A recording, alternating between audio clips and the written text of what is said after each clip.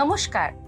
আজকের এই দুর্দান্ত রেসিপি আমি মনে করি আপনাদের জিভে জল এনে দেবে একবার যদি বাড়িতে বানিয়ে খান। শুধু তাই নয়, লোকেও আপনার প্রশংসা করবে। তাহলে দেখে নি কী কী লাগছে। প্রথমে আমি একটি পেঁয়াজ ভালো মতো কুচি করে নিলাম, তারপর লঙ্কা কুচি, টমেটো কুচি, সাথে আলু টুকরো টুকরো করে নিলাম। কড়াইয়ে গরম হয়ে যাওয়ার পরে সামান্য তেল দিয়ে কালো জিরে এবং দুটো কাঁচা লঙ্কা ফোড়নে দিলাম। ফোড়ন ব্রাউন মতো ভাজা হয়ে গেলে তখন আমি এর মধ্যে ধুয়ে নেওয়া আলুর টুকরো ও টমেটো দিয়ে দিচ্ছি। এগুলোর মধ্যে এখন আমি পরিমাণ মতো লবণ আর পরিমাণ মতো হলুদ দিয়ে নেড়েচেড়ে ভেজে নেব। তারপর ভাজা হয়ে গেলে এর মধ্যে দিয়ে দেব পরিমাণ মতো গরম জল।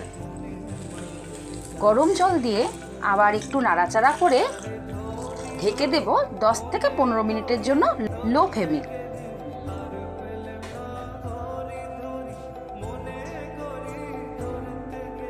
10 মিনিট হয়ে গেছে, ঢাকনাটা খুলে দেখে নিচ্ছি। ঝোল ফুটে গেছে, আলু সেদ্ধ হয়ে গেছে। এবার আমি এই সময়ের মধ্যে একটি পাত্রের মধ্যে 4 কাপের মতো ময়দা নিয়ে নিচ্ছি। ময়দার মধ্যে আপনারা ইচ্ছে করলে সাদা তেল ব্যবহার করতে পারেন, আমি এখানে ঘি ব্যবহার করলাম। ঘি দিয়ে আমি ভালো করে মেখে নিলাম। এরপর সামান্য পরিমাণ চিনি ও লবণ একসাথে মিশিয়ে এর মধ্যে দিয়ে দিলাম।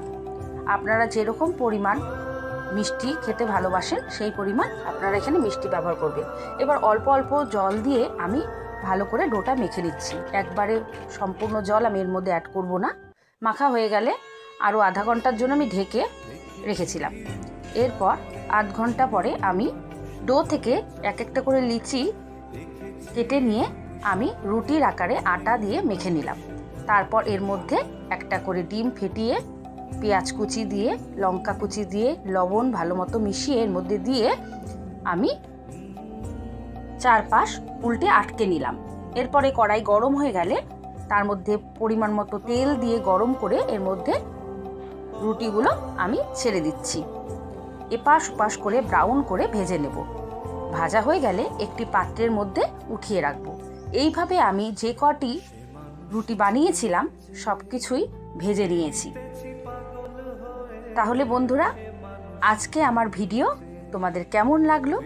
যদি ভালো লেগে থাকে তাহলে লাইক ও সাবস্ক্রাইব করতে একদম ভুলবে না।